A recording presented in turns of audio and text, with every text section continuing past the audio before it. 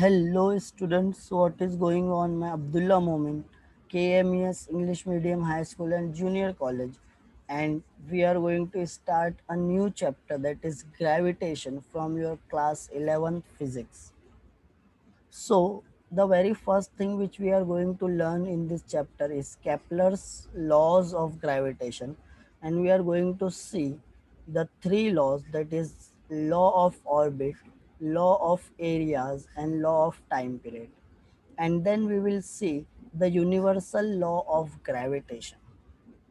So first we are going to see the Kepler's first law of gravitation. So in Kepler's laws. So the very first thing which we are going to learn is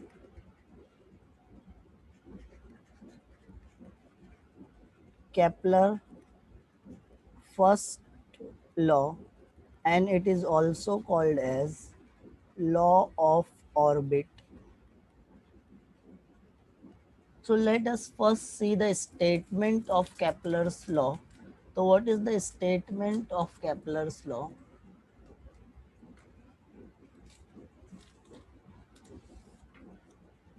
So the first law or law of orbit states that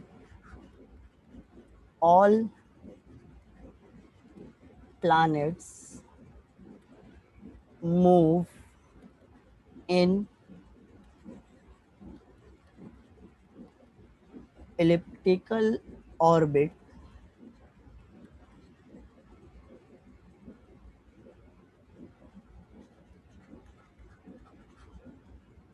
around the sun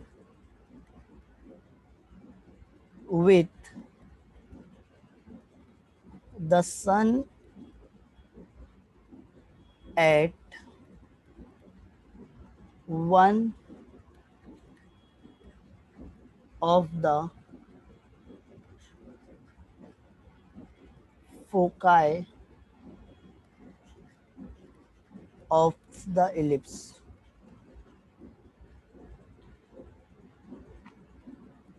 So what Kepler's law said that every planets are moving in an elliptical orbit, not a circular orbit.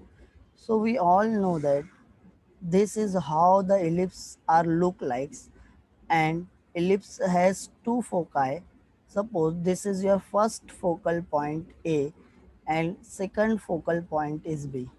Either the sun is situated at point A or at point B, because we have only one sun in our solar system. So either the sun is situated at point A or point B, and the planet P is revolving around this sun.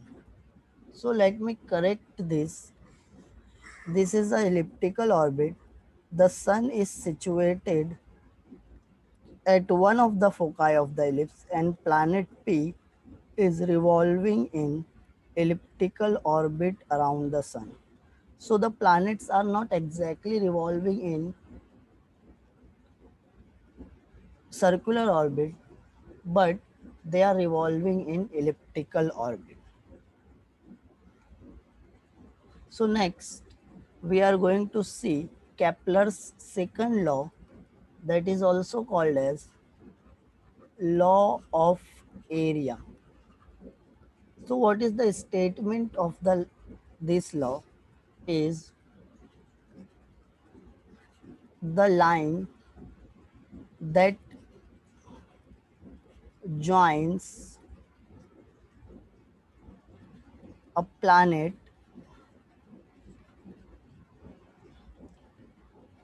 and the sun sweeps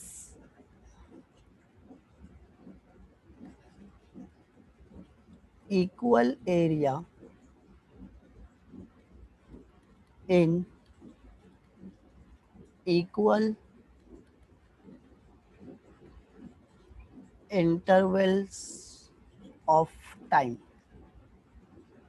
So this is the statement of the second law.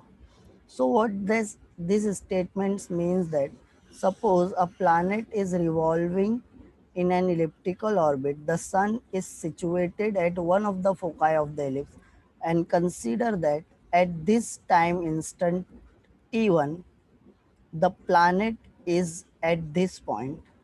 So we are going to join this planet from this sun by using this line. So this is the line that joins the planet and the sun. Now, if a planet is revolving in this direction or in anti-clockwise direction, P reaches to P dash, or planet reaches from point P to P dash in time T2, or we will say that suppose it is reaching at point P dash after 50 days. So how much area has been swept out? So we are going to again connect sun and this planet, and this area we will consider is A1. So A1 is the area sweep out the planet in how many days? 50 days. So we will write that the area A1 has been covered in 50 days. So we will measure this area. Now suppose a planet now is situated at point Q, and it start moving from point Q to Q dash. So now the area sweep out by this time interval. Now the time reaches, this is area A2, and we will say that area A2 has been covered in same amount of time, 50 days. So same area has been covered in same time, same area has been covered. If it is taken the same time, then the area will be same. So we will say that the line that joins a planet and the sun sweeps equal area in equal interval of time. The interval of time is equal, then the aerial velocity is also equal. So this is Kepler's second law. Now next, Kepler's third law, that is law of period, and it states that the square of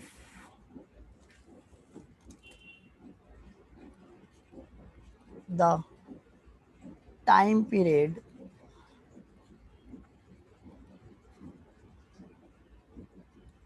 of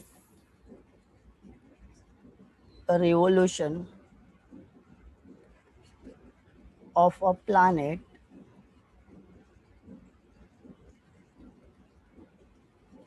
around the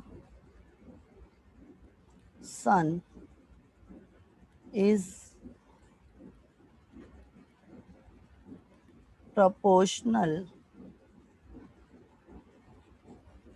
to the cube of the semi-major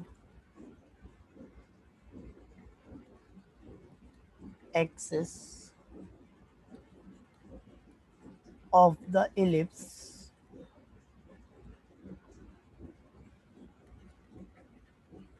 traced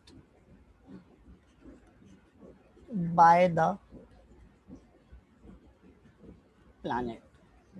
So what does that mean? The square of time period of revolution is the planet around the sun. So we all know that the time period is nothing but, suppose this is your sun and the planet is rotating from point A. Now the time taken by this planet to complete one revolution, to complete one round, is nothing but time period. So we will say that here the time period is capital T.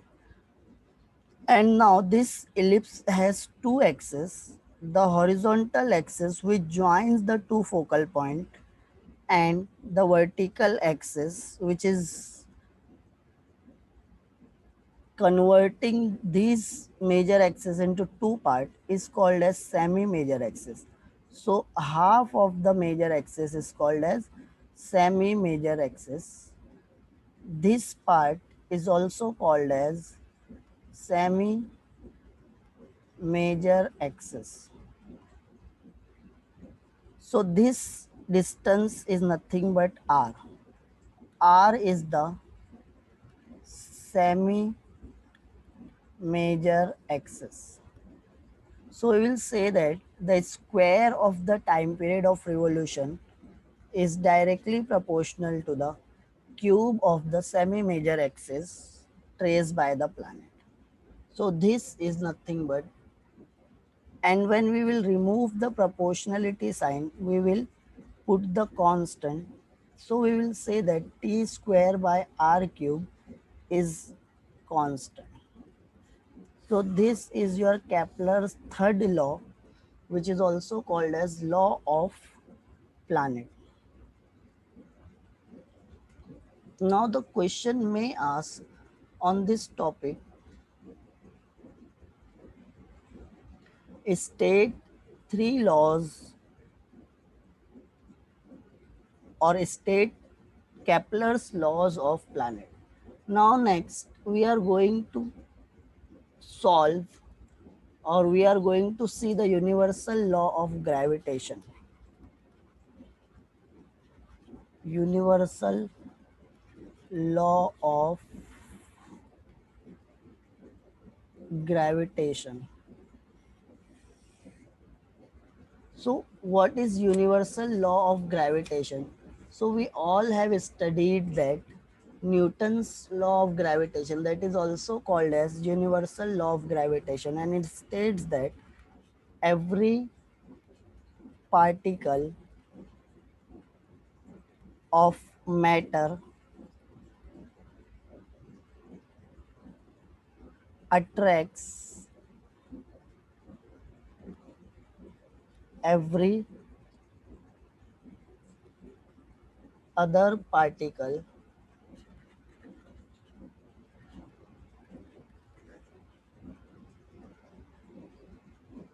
of matter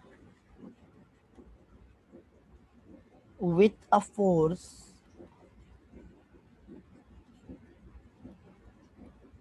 which is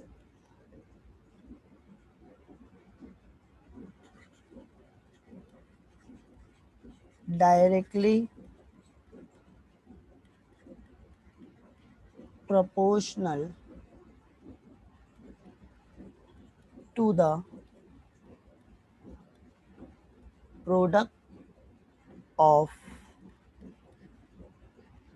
their masses, and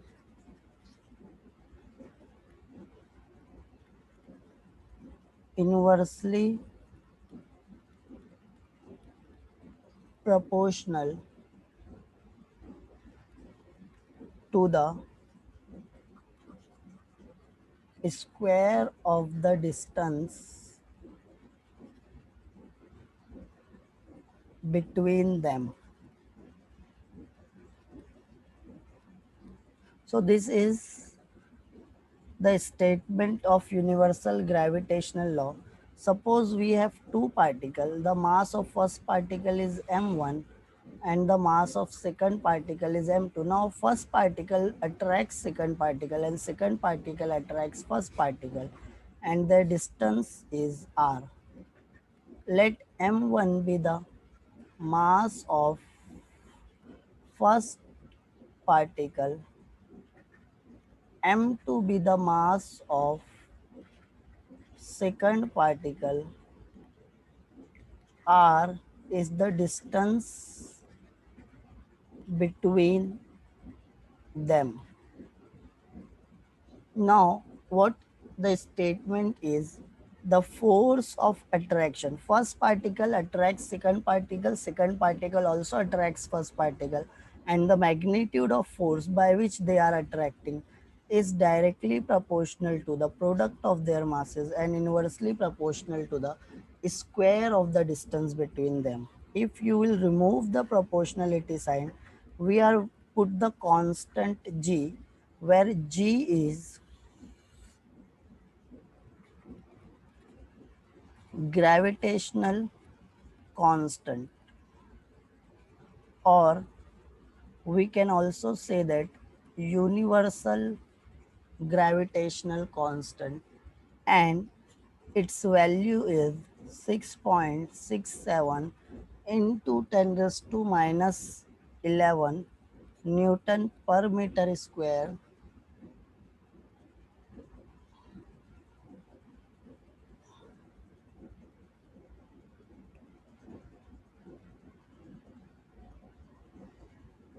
Newton meter square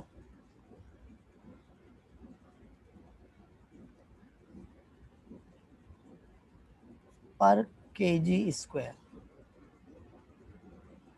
and the dimension of g is equal to L3 m minus 1 t minus 2. So this is Newton's law of gravitation. Thank you, student. Thank you very much. I will catch you next time.